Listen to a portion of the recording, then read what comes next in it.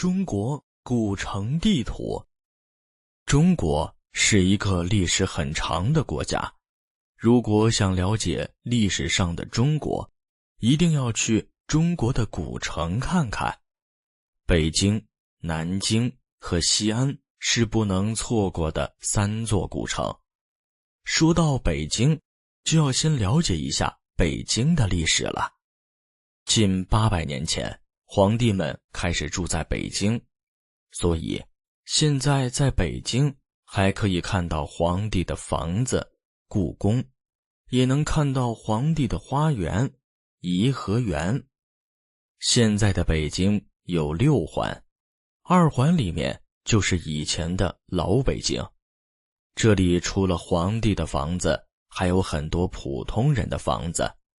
如果在地图上看北京，2环里的北京很有意思，东边和西边长得一样。如果你先去东边，就能知道西边该怎么走了。南京也很有名，以前也有不少皇帝住在这儿。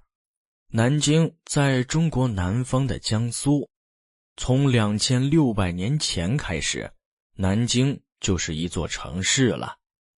1800年前，第一次有皇帝住在南京，从那以后，南京越来越大。到了1000年以前，南京已经变成了中国最有钱的城市之一了。南京玄武湖就是这些皇帝们的花园，这儿还有北京故宫的妈妈南京故宫。除了这些，南京还有很多山和湖，都有历史故事。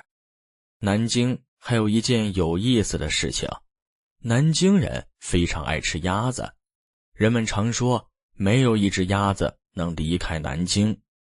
西安是这几个古城里最老的一座，从3000年前开始，皇帝们就开始住在西安，因为西安在陕西，在中国的中心，所以秦朝、汉朝和唐朝的皇帝都住在西安。虽然那时候皇帝的房子已经不在了，但是兵马俑还在。在这座城市坐地铁可能会有些困难，因为这里每个地方都有历史名人的东西。修建地铁时，要先把这些东西搬走，所以西安的地铁修得非常慢。在这几个古城都可以看到中国的历史。如果你想了解中国历史，那么这几个古城是你一定要去的宝地。